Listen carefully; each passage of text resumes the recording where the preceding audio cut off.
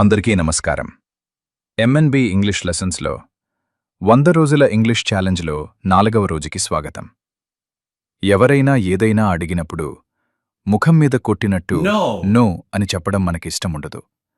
అలాగే అది మర్యాద కూడా కాదు. మరి నోని మర్యాదగా ఎలా చెప్పాలి?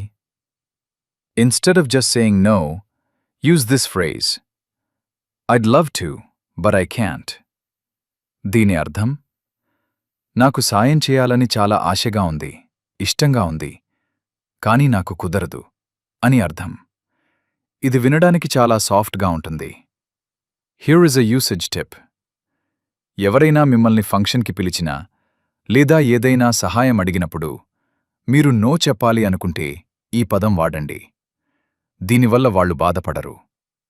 Let's look at an example. Imagine a friend invites you to a movie but you are busy.